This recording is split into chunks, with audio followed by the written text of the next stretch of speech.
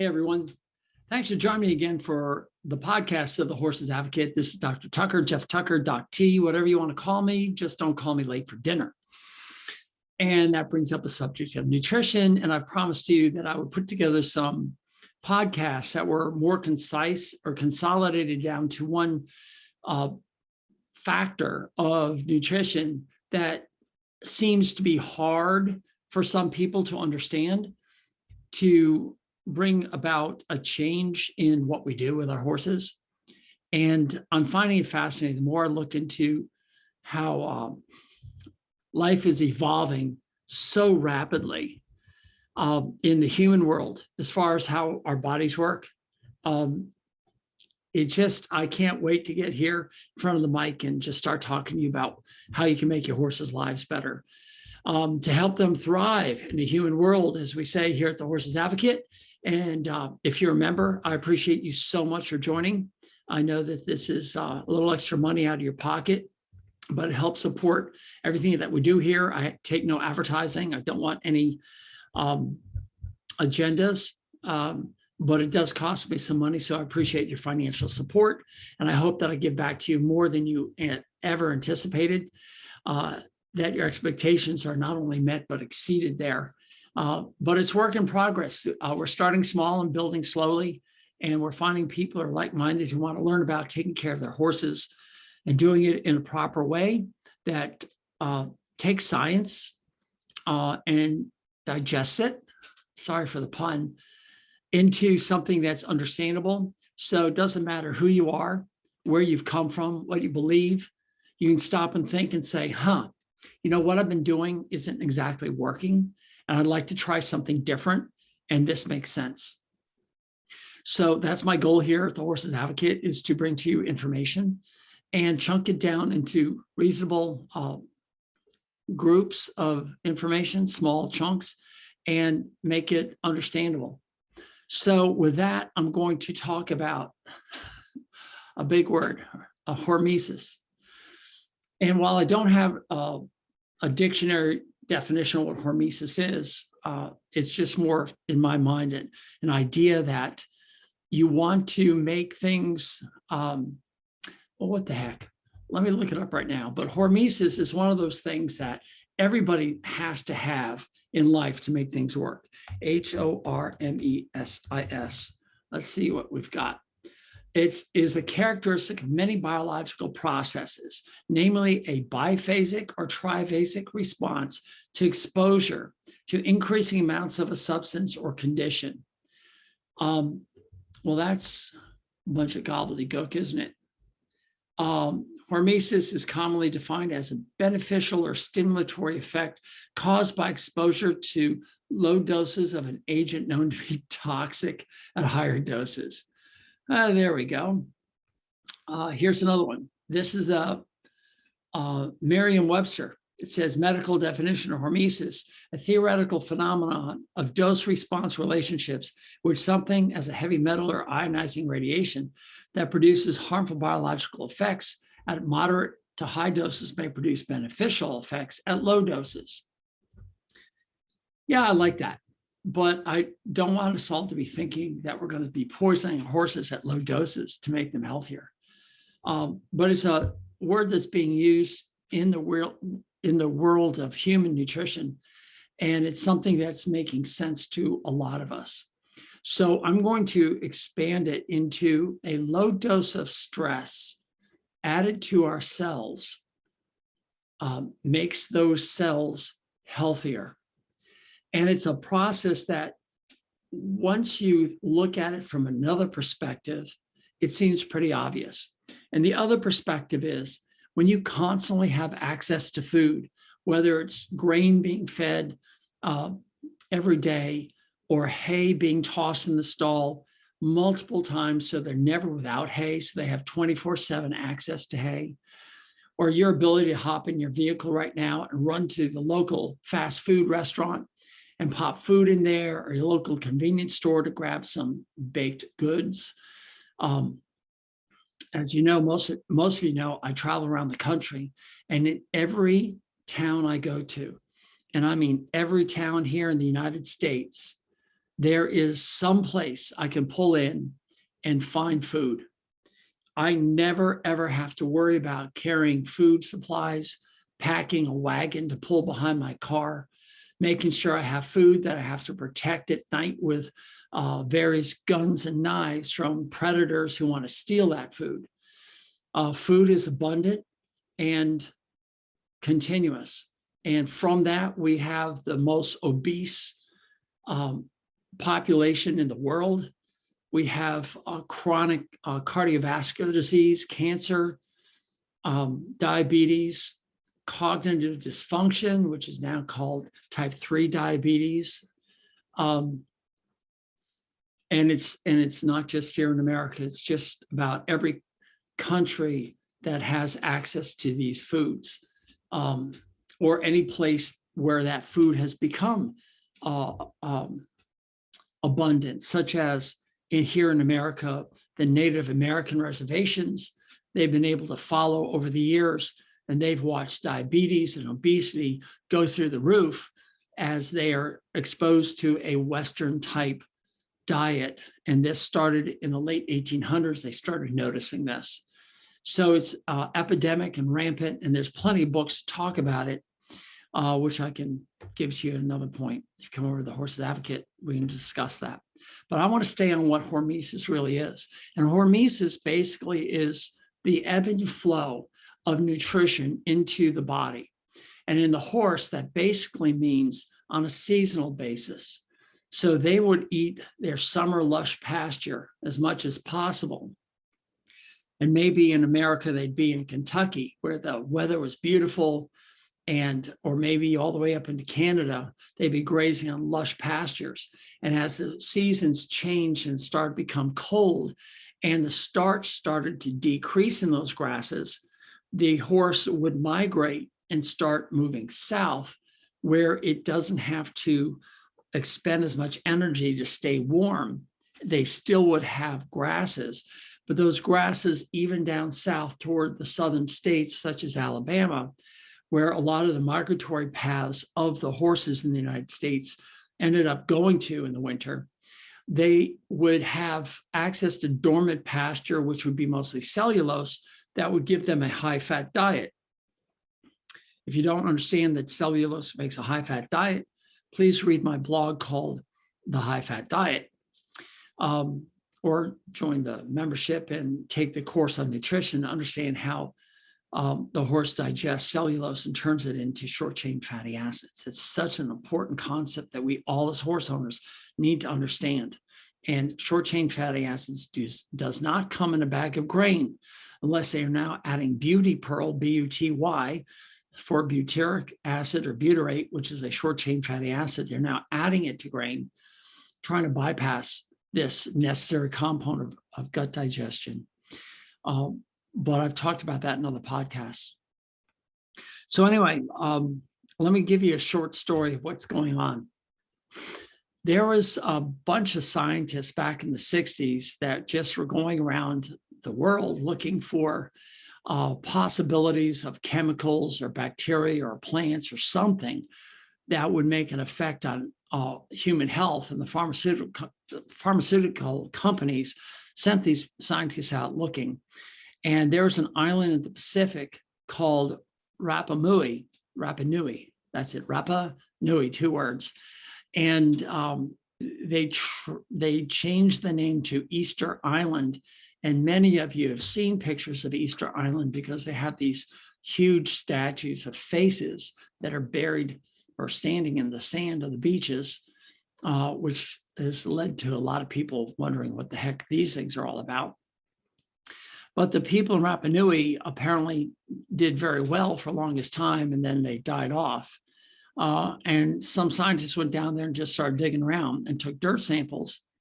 And there's a couple of scientists that went back to Canada, and they kept analyzing it, and they came across this substance that they had never seen before.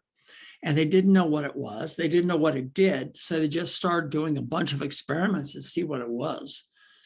And they put it on fungus, and it totally killed fungus. I mean, like in hours. The next day, fungus was gone. So they applied it to, of all things, toenail fungus. And within days, the toenail fungus was completely gone.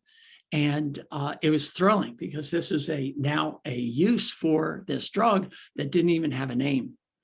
And so the scientists working on it decided to call it rapamycin in reference to the island Rapa Nui, where it came from, and mycin being similar to the substance that it was. So everything was looking good, but it's a kind of a cool story. The company that was looking at it decided to trash the whole thing, and they basically were going under, and they told their scientists to get rid of everything, including all the samples of rapamycin. But this one scientist knew that it was just too good. You shouldn't throw it out. So he basically buried it, not underground, but buried it in some ice cream containers and kept it in deep freeze and kept his deep frozen samples hidden inside ice cream, and then decided to move his family from Canada to the United States. And it came across the border because they saw canisters of ice cream, didn't realize that it had this dirt in it. So, so then they're working for another drug company, and the drug company is having problems trying to have donated organs take hold. They're constantly being rejected. Well, one of the things about rapamycin, not only did it kill fungus, but it also killed all inflammatory cells, the immune system. It basically shut the immune system down. And they knew that this was not a good thing. If you gave it to a human or any animal, their immune system would shut down and the animal would die. But they were knocking their heads together, and they said, you know what?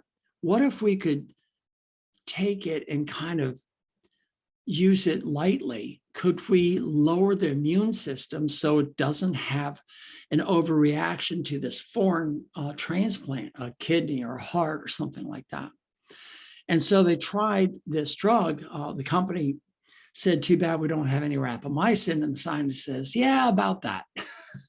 And he went home and he took his canisters of ice cream out, got the dirt, and started working with it. And it made history.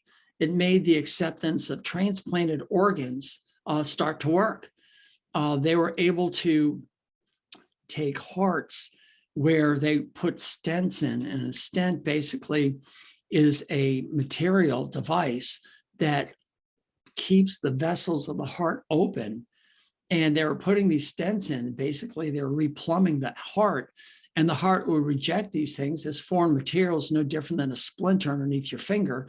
It would come in and push the finger, or the splinter out. Well, they coated these stents with rapamycin, and lo and behold, the heart then started to accept the stents. And now all stents that are put into a heart patient are covered in a material similar to rapamycin. And that's how we're getting our bodies to accept this. It would lower the immune system. So bear with me as you go through a simple thought process. You had a problem, toe fungus. You found a solution. It killed the toe fungus. It had a side effect. It killed the immune system. If attenuated, it just dulled the immune system to allow for transplants to be accepted. And yet still nobody knew how it worked. They had an unknown compound. Then they got things that it worked on. They knew it worked, but they didn't know how it worked. And that was fascinating. So more research was done, and they discovered that every animal on the planet, and I don't mean just you and your horses, but every animal, including insects, every cell in every animal makes a protein. And you know me, I love proteins, and proteins do so many different things. They're signals, they're receptors, they are sentinels, they are, the number of jobs proteins do are amazing. And this is a rather large protein. And they found that when rapamycin comes to this protein, it alters what it does. And so they gave it a name called mechanistic target of rapamycin. They didn't even know what to call it. They didn't know what it did, but they knew that rapamycin affected it. So they called it a target of rapamycin. And they call it a mechanistic target because when rapamycin touched it, it changed the purpose of the protein. So now we have a substance, we have diseases. Now we know how it works, but we don't know why it works. So they dug a little deeper, and lots of scientists have made their living by studying this. And this is what they discovered. Oh, by the way, mechanistic target of rapamycin is now called mTOR. So small m and then capital TOR, target of rapamycin, mTOR. So every cell in every animal has mTOR. And what they found out was mTOR is a protein that measures the nutrients that are available for that cell to grow. And as long as the nutrients are there, it will cause the cell to grow. But when nutrients are not available, mTOR is triggered to start cleaning up the cell. It stops growth and sends in all the other proteins needed to digest the debris or the garbage or the landfills inside these cells. And if it's really bad, it actually will cause the cells to be totally digested and recycled. So mTOR is really important as a signal of whether you have food available or not. And what they've discovered is when you have times of fasting, and this is the whole reason behind the new craze of intermittent fasting, or what a lot of people are calling time-restricted eating, this signals mTOR to do the cleanup process. So there are people who sometimes do 5 days of no eating, just drinking water every month, or every couple of months, every quarter of a year. They'll do 4, 5, 6 days of not eating anything, which signals mTOR to go into the cleanup process. And in reality, this is hormesis. What's happening is you have abundant food, and then you take the food away, and you're giving an altered signal to the cells to actually start cleaning things up. When they started doing this with rats, they had time-restricted time-restricted feeding. They also had restricted caloric intake and really stressed these cells. And what they found universally, and this is decades old, is that they were able to lengthen how long these rats lived and how healthy they were. And it became quickly apparent that those of us humans who also followed a time-restricted eating could have that period of hormesis where mTOR is activated to start cleaning up the cells and signaling to no longer grow. And so those of us who are eating 1 meal a day, or maybe restricting our meals to within a 6-hour window, are finding great health benefits. Not only is our insulin being lowered, especially if our food has 0 carbs in it, or just a handful of carbs, but our insulin goes down, our blood sugar goes down, our triglycerides go down, we lose body fat, we have abundant energy, we have clarity of thought, and all these things only come from eliminating sugar in our diet and restricting our window for eating. So how does this apply to a horse? Well, I've had some horses that obviously have GI upsets, some gastric upsets. They have diarrhea, or what I call the squirts, the dribbles that come down the butt of the horse. And the biggest thing and the most important thing is that we reduce the sugar intake and get rid of all inflammatory foods, such as all the byproducts that these companies want to feed your horse: wheat middlings, sugar beet pulp, which I think is a byproduct and is unnecessary for our horses to live with, rice hulls, soybean hulls, And let's see, there's so many others that they throw in, lignin sulfonate and some of these balancers, all these things that don't belong in a GI tract of a horse. If you eliminate them and get rid of the inflammation that's going on in the gut, the horse now is stronger cellularly and immunologically. And then when you take away their ability to eat hay and grass 24/7, they actually become healthier. They settle down. They're not food aggressive. And I find it fascinating that they will actually satiate themselves. So I started thinking about how many times a horse chews in a day. And this was done by Dr. Catherine Haupt, who is professor emeritus in behavior at Cornell University. She is a Penn graduate and a friend who has given me permission to post her work someplace that shows how many times I actually chew in a day. I actually worked for her one summer, and I was tasked with counting how many times a horse did something from midnight to 8 in the morning, the good old days when sleep was not necessary. And I would do that. And she had somebody count the number of times a horse chewed in a day. And roughly speaking, it's between 10,000 and 40,000 chews in a day. So I tell people a horse on average chews half of that, 25,000 chews per day.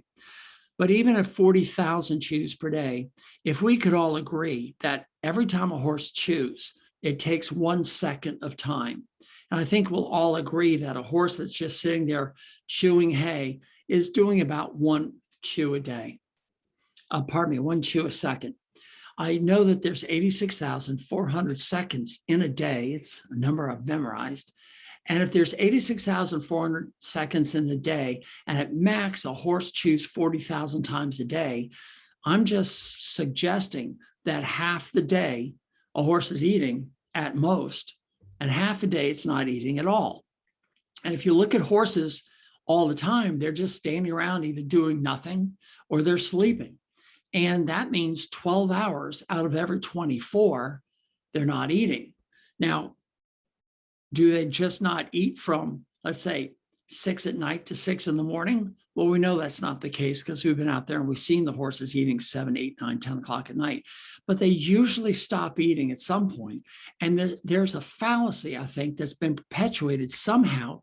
And I think I was part of that, telling people horses need to have hay in front of them 24/7 to give them the choice. And I understand the principle behind that because they're sitting in a stall and they're bored to tears. And we anthropomorphize our feelings, project our feelings onto the horse and say, gosh, if I was stuck in a 12-by-12 stall with nothing to do, I would probably want to go to the fridge and eat half the time. I couldn't just sit there and be at peace. Well, it turns out we may be wrong. We maybe think that from nighttime to sunup, these horses are just going to sit under the tree or stay in a group, lay down, sleep, be on guard. But are they constantly eating?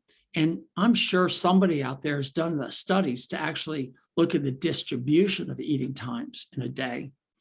But I know I used to get very upset when I heard that somebody threw hay in the barn at 4 PM and then nobody came back till 7 or 8 in the morning. And my biggest concern was that if something happened, nobody's checking on these caged animals that may need our help, whether they get down sick or cast or, God forbid, a barn fire, we would just be lost. But we always assumed that they needed something to do in between there. And I'm thinking that some of the horses that are not healthy, that have some health issues, that getting rid of all the inflammatory ingredients and the excess sugar seems to be helping, but isn't actually getting them through it. I go one step further and say, let's enact hormesis or time-restricted eating. And I tell people that it's going to be okay, that the last flake of hay you throw in the horse's stalls, maybe 6 p.m., and don't give them any more hay until the morning. And if you have to go in at 11 o'clock at night, and for some reason you have to grab a handful of hay and throw it in there, if that makes you feel better, okay. But if we can just restrict their eating for the 12 hours, my belief is that they can start activating mTOR and go into this hormesis where they start to clean up the free radicals. And I've been able to take a couple of horses that have had the squirts that are refractory to everything else. They've reduced or eliminated all the starch in the grains. They eliminate or reduce the pasture turnout, and they reduce the amount of hay and eliminate the sugar in the hay by soaking it, making sure that reduction in hay is restricted to a time period where they have 12 hours of no access to hay. That seems to be the thing that puts them over the good edge into a more healthy manure production. And they seem more alive and more excited to be alive. They seem to be at peace. And these are just some observations. I wish that there was some money that would be able to look at this, but I can't think of anybody who's willing to put the money up to show that not feeding your horse for 12 hours a day isn't bad. But maybe you could go out and look at your horses, especially if they're turned out 24 hours a day, and just try to spend a couple of days and nights, get a couple of people together to just watch and observe and see how often they do eat. What's the distribution of eating in these guys? If they do eat a midnight snack, how long do they eat it for? What are they eating? Just a couple of bites of grass and then they go back to snoozing. What exactly is going on? And of course, while that research seems valid, there's so many other factors. The age of the horse, the purpose, what they're doing, the caloric expenditures of the day, and just the individuality of the horse is there. But I'm just suggesting, putting out there with this podcast, that you understand that hormesis in horses is a very big part of it. And I always look at a longer period of hormesis. What I mean by that is I've just talked about limiting their hay for 12 hours. But let's look at the real picture of seasonality. So in the Northern Hemisphere, and that's anywhere on Earth, somewhere around September, October, the growing season wanes down and it becomes the photosynthesis becomes less, and the plant goes into dormant phase, a winter dormant phase, where starch production is not as great. And so the grass stagnates, it doesn't grow, it's a non-growing season. And these grasses are more cellulose than starch. And that's all the horse has from, let's say, November through March. Not until April do the grasses start to get green in most parts of the Northern Hemisphere. And of course, in the Southern Hemisphere would be the opposite months. Near the equator, I think there's also a dormant period where there's either no rain or the heat's too strong or whatever reason. I'm not sure. I live in South Florida and we have an abundant amount of rain and the grass grows inches overnight and they have to mow the lawn twice a week just to keep it under control. So these horses are creating a lot of cellulose and hence a lot of starch is consumed. But if we weren't mowing our pasture, that grass would be pretty tall and then it would stop growing. I mean, I look at our next door neighbor's pasture, they let it grow. They've got a couple of cows out there and they keep chewing it, but horses can't chew tall grass because it has too much lignin. So they go.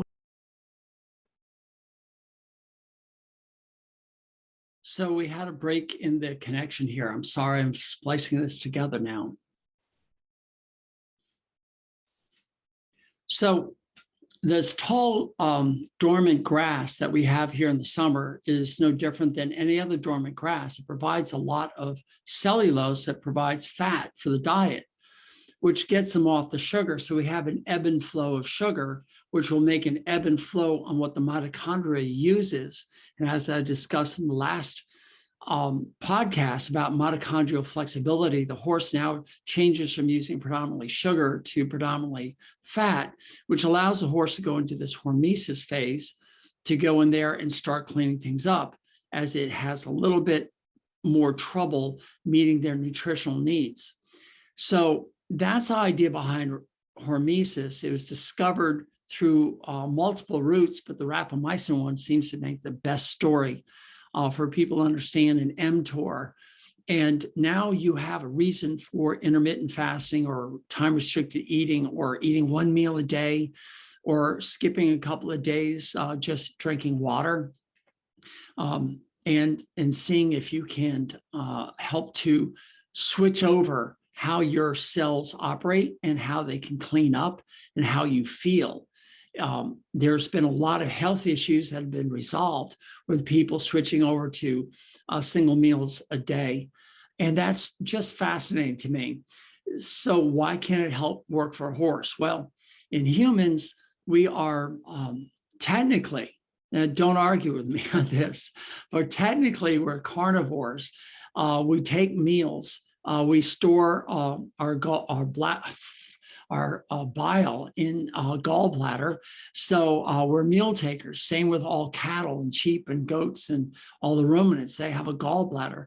A horse doesn't have a gallbladder. So it doesn't have the ability to store bile. And if you don't believe me, just don't feed your horse for 24 hours and lift their lips and look at their gums, and they'll change from pink to yellow as the bile starts to go into their system and shows up as jaundice. It's one of the ways we veterinarians can tell if a horse has been off feed for a while. Just a side note, if you ever do that, don't do it under a green skylight that you commonly see in these metal roofs with sunlights built in. The green will always make their gums look yellow. But if you look at them outside, they'll be turning yellow. So they don't store their bile, which is necessary for the digestion of food. So there's no doubt that you don't want to give them a couple of days off not eating. That's just, I mean, that's not in their physiology. They're true plant eaters, vegetarians, if you will. I've yet to see a horse eat a fish, a bird, or a chunk of beef.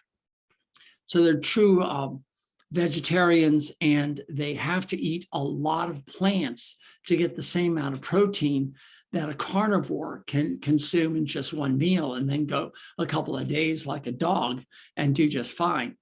So they need to have some sort of continuous feeding. So I wouldn't recommend withholding food for more than 12 hours. But one of the biggest complaints I hear from everybody is, won't that cause gastric ulcers?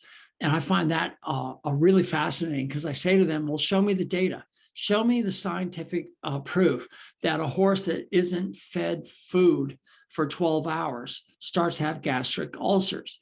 And my thoughts behind that are, one, all ulcers in humans are caused by dysbiosis of the microbiome, which means the gut bacteria, whether it's the mouth or the intestines or the stomach, doesn't matter. If the gut bacteria are altered, then you have ulcer formations in these parts of the digestive tract where it's altered. And we can go into the reasons for the alterations of the microbiome, but most importantly, it's sugar and byproducts inflammation. Second, we're going back to the 90s. I was sitting in a small room of veterinarians in Rochester, New York, and they were talking, they had a speaker from the company that made GastroGuard, and he was there to explain to all of us veterinarians what GastroGuard is and why we should use it. And then finally, at the end, he says, you know what started this whole thing? What started was thoroughbreds were racing or working out, and they were getting gastric ulcers. We were finding it on our scope. And so we would take these horses and try to understand why they were getting burn marks in their stomachs.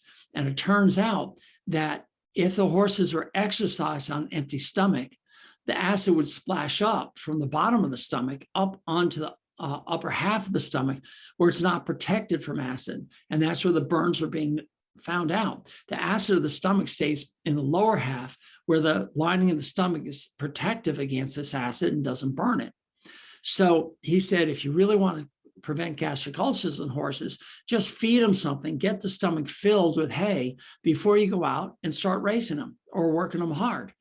And that all made sense to all of us. So if you have a horse that you want to try 12 hours of fasting, fine, but make sure that you put some hay in them before you take them out on any ride, or you turn them out on like cold day where they're running, buck and jump and play.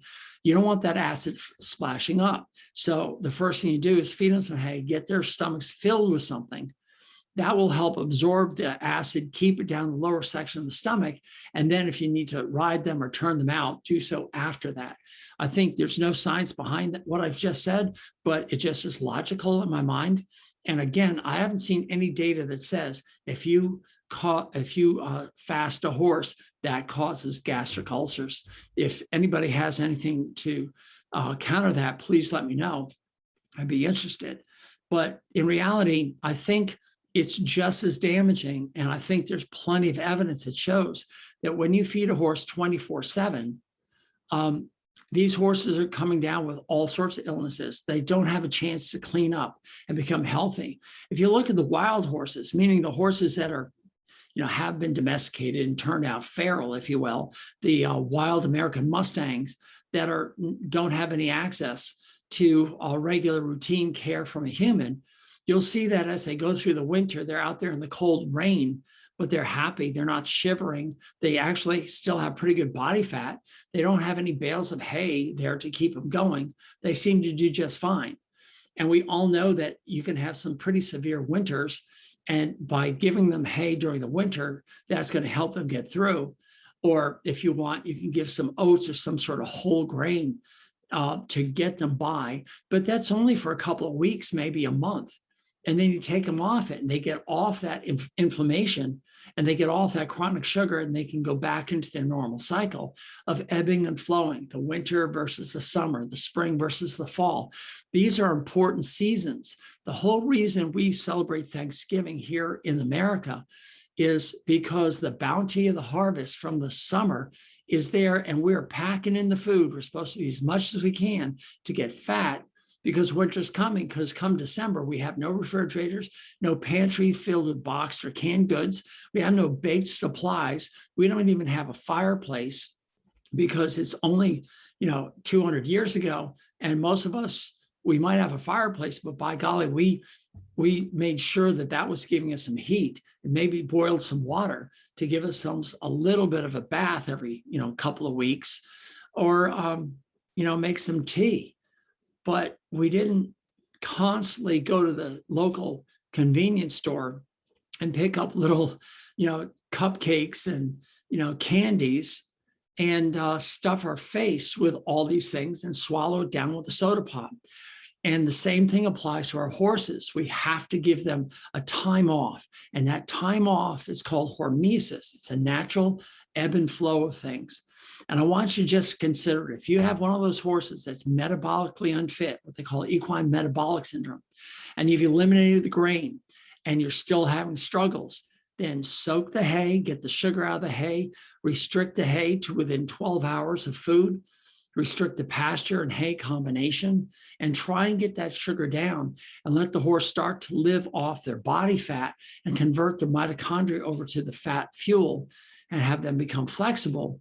And if you can, if they're not lame, increase some exercise so they can start moving their blood glucose in through the back door into the cells. I mean, all these things add up. And I think it makes a world of difference. And we'll have healthier horses that are going to live a long time. So no, I don't think you should run out and buy some rapamycin. I think it's for research purposes only. And they apply it to stents. And, I don't think you can run out and buy some stuff for your horse. But the concept is the same. They've proven that mTOR is activated by periods of not eating. So you can actually do the same thing by restricting your eating. That's what we're doing as humans with time-restricted eating. And I think that for some horses that you're trying to budge off that metabolic cliff and get them back on the right side, you can restrict the time of eating to the horse. It's not going to kill them. It should be just fine and put them through that little bit of stress. Anyway, it's a concept I'd like you all to think about. Here at the Horses Advocate, we like to think well outside the box. I like to tell people that when they built the box to think outside of, they never put me inside of it in the first place. I've been out here for almost 50 years looking at them build these boxes for us to live in, these silos for us to think in. And I'm sitting out here and like, you guys, you're missing the whole point. These are living, breathing creatures with a billion different reasons to react the way they're supposed to react. And you're trying to poke it with this one thing or the other thing, or they've evolved over, hundreds of millions of years, or tens of millions of years anyway. They've evolved. And seasons have been upon us. I'm not here to talk about global warming. I'm talking about seasons, the heating and cooling of pastures and the availability of plants to feed these guys waxes and wanes over the year. And we have to acknowledge that. And we all want our horses to live naturally. Most of us think that we're doing the best we can by making things more natural, whether we put shoes on their feet or not, or apply natural horsemanship or not, or whatever. The word natural seems to be has been in vogue for about 30 years. And we all want to think that we're taking care of our horses the right way. But as long as you have a fence up there, nothing's natural. I mean, they're stuck behind that fence eating what you feed them. And if you're feeding them anything else or any other way than what they were intended to, the way they've developed over the millions of years, then you're causing ripples that are cascading down their health lifeline and creating all these problems. So if we want to get our horses healthy, let's think about feeding them like a horse would normally eat. And I think one of the biggest complaints I hear from people is, but my horse works. My horse is at a high level in whatever sport you want to think it's in. How we're going to feed, how's a horse going to maintain its energy? And I've discussed that in other podcasts and on the website, how to feed a horse that's in competition. And the bottom line is, if you get their metabolism flexible, their mitochondria flexible, so they can start burning fat for fuel, and they're efficient at it, there's not a sport out there that's going to push them to the point where they can't perform when they're operating off of fat.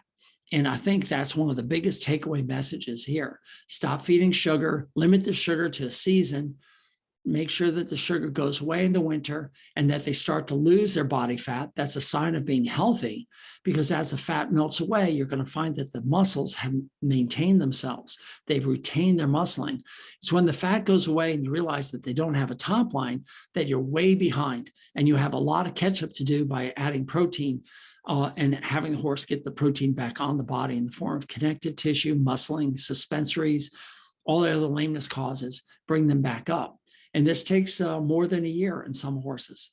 So we have to be patient, but we have to understand that periods of stress, nutritionally speaking, will trigger mTOR and cause the cell to go into the cleanup phase and the repair phase. It actually will help to repair the DNA. And as long as the DNA is being repaired, and the telomeres, which are those little end caps of the DNA, if you can prevent them from breaking down, the horse will actually live longer and remain healthier.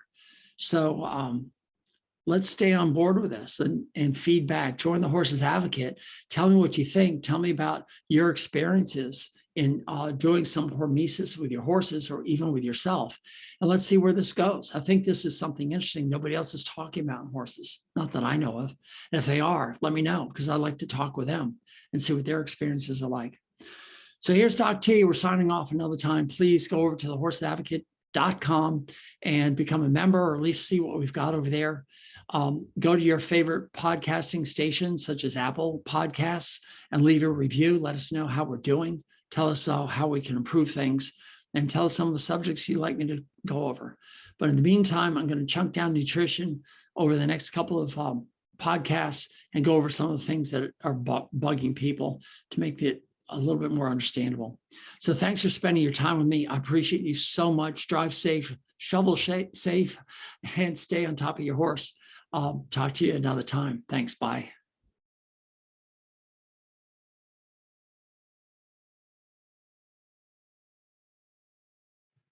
Hey everyone, Doc T here. Thank you for listening to my content. Would you do me a huge favor? Would you please subscribe, comment, like, thumbs up, and give a star review? However it's presented to you, I want you to do that. There's two reasons. The first, of course, is to improve this product. This way I know what you like, what you don't like, what I can improve upon, what topics you want me to cover. But more importantly, it's also going to help others find me. And by doing that, you are now engaged in this mission of helping horses thrive in a human world. By you helping, we can reach others. And that I would be so grateful for. And remember, go to thehorsesadvocate.com for updates on this information. Thehorsesadvocate.com. And again, thank you so much for being here. Doc T out.